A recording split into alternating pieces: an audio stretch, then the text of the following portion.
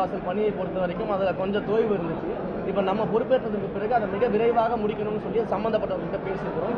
அதை மிக விரைவாக முடித்து அதை ஓப்பன் பண்ணுறதுக்கான அனைத்து பணிகளையுமே நான் முடிக்க விட்டுருக்கேன். ஸோ எவ்வளோ சீக்கிரம் முடியுமோ அவ்வளோ சீக்கிரம் முடிச்சுட்டு நிச்சயமாக அதை திறந்து மக்களுக்கான பயன்பாடு கொண்டு வரும்.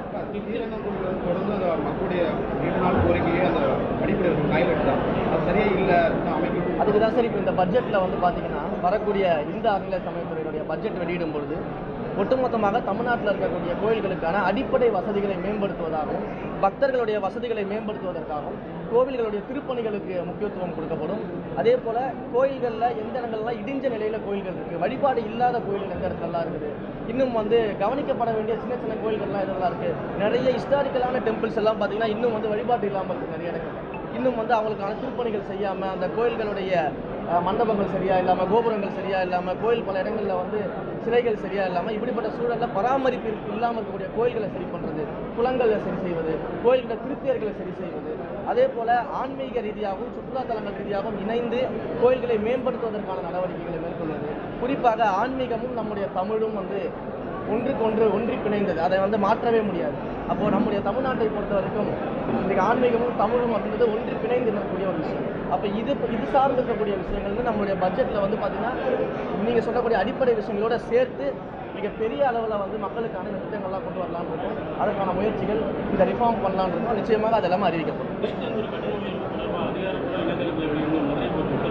ஆல்ரெடி நம்ம வெளியிட்டிருக்கிறோம் சார். அந்த உயர்வை வந்து நாங்கள் பண்ணவே இல்லை, இன்னும் கட்டண உயர்வு பண்ணவே இல்லை. பட் பல இடங்களில் பண்ணியாச்சுன்னு சொல்லி ஒரு தவறான ப்ரொபகண்டாவை பண்ணிட்டு இருக்கிறாங்க. மக்களை தூண்டும் விதமாக பல முயற்சிகளை பண்ணிட்டு இருக்கிறாங்க. அது ஏற்கனவே நடைமுறையில் இருந்த ஒன்று. அதற்கான விளம்பரத்தை கொடுத்து மக்கள்கிட்ட கருத்து கேட்பு தான் பண்ணியிருக்கிறாங்க. மக்களுடைய கருத்தில் அடிப்படையில் தான் முடிவு செய்யப்படும். மக்கள் கருத்தில் வேணான்னு சொல்லிட்டாங்கன்னா நாங்கள் அதை கைவிட போகிறோம். மக்கள் இல்லைங்க பண்ணலான்னு சொன்னால் அடுத்த கட்டத்துக்கு போக போகிறோம். இதை நம்ம மிக தெளிவாக சொல்லிட்டோம். மக்களுடைய தீர்ப்புக்கு மாறாக இந்த ஆட்சியில் எதுவுமே நடக்காது. வாசல் பணியை பொறுத்த வரைக்கும் அதில் கொஞ்சம் தொய்வு இருந்துச்சு. இப்போ நம்ம பொறுப்பேற்றதுக்கு பிறகு அதை மிக விரைவாக முடிக்கணும்னு சொல்லி சம்மந்தப்பட்டவர்கிட்ட பேசிக்கிறோம். அதை மிக விரைவாக முடித்து அதை ஓப்பன் பண்ணுறதுக்கான அனைத்து பணிகளையுமே நான் முடிக்க விட்டுருக்கேன். ஸோ எவ்வளோ சீக்கிரம் முடியுமோ அவ்வளோ சீக்கிரம் முடிச்சுட்டு நிச்சயமாக அதை திறந்து மக்களுக்கான பயன்பாடு கொண்டு வரும். தொடர்ந்து அந்த மக்களுடைய நீண்ட நாள் கோரிக்கையே அந்த அடிப்படை டாய்லெட் தான், அது சரியே இல்லை அமைக்கணும். அதுக்கு தான் சார் இப்போ இந்த பட்ஜெட்டில் வந்து பார்த்தீங்கன்னா வரக்கூடிய இந்து அறநிலை சமயத்துறையினுடைய பட்ஜெட் வெளியிடும் பொழுது ஒட்டுமொத்தமாக தமிழ்நாட்டில் இருக்கக்கூடிய கோயில்களுக்கான அடிப்படை வசதிகளை மேம்படுத்துவதாகவும் பக்தர்களுடைய வசதிகளை மேம்படுத்துவதற்காகவும் கோவில்களுடைய திருப்பணிகளுக்கு முக்கியத்துவம் கொடுக்கப்படும். அதே போல் கோயில்களில் எந்த இடங்கள்லாம் இடிஞ்ச நிலையில் கோயில்கள் இருக்குது, வழிபாடு இல்லாத கோயில்கள் எந்த இடத்துலலாம் இருக்குது, இன்னும் வந்து கவனிக்கப்பட வேண்டிய சின்ன சின்ன கோயில்கள்லாம் இதெல்லாம் இருக்குது. நிறைய ஹிஸ்டாரிக்கலான டெம்பிள்ஸ் எல்லாம் பார்த்தீங்கன்னா இன்னும் வந்து வழிபாடு இல்லாமல் இருக்குது. நிறைய இடங்கள் இன்னும் வந்து அவங்களுக்கான திருப்பணிகள் செய்யாமல், அந்த கோயில்களுடைய மண்டபங்கள் சரியாக இல்லாமல், கோபுரங்கள் சரியாக இல்லாமல், கோயில் பல இடங்களில் வந்து சிலைகள் சரியாக இல்லாமல், இப்படிப்பட்ட சூழலில் பராமரிப்பு இல்லாமல் இருக்கக்கூடிய கோயில்களை சரி பண்ணுறது, குளங்களை சரி செய்வது, கோயில்கள திருத்தியர்களை சரி செய்வது, அதே போல் ஆன்மீக ரீதியாகவும் சுற்றுலாத்தலங்கள் ரீதியாகவும் இணைந்து கோயில்களை மேம்படுத்துவதற்கான நடவடிக்கைகளை மேற்கொள்வது. குறிப்பாக ஆன்மீகமும் நம்முடைய தமிழும் வந்து ஒன்றுக்கொன்று ஒன்றி பிணைந்தது, அதை வந்து மாற்றவே முடியாது. அப்போது நம்முடைய தமிழ்நாட்டை பொறுத்த வரைக்கும் இன்றைக்கு ஆன்மீகமும் தமிழும் அப்படின்றது ஒன்றி பிணைந்து இருக்கக்கூடிய ஒரு விஷயம்.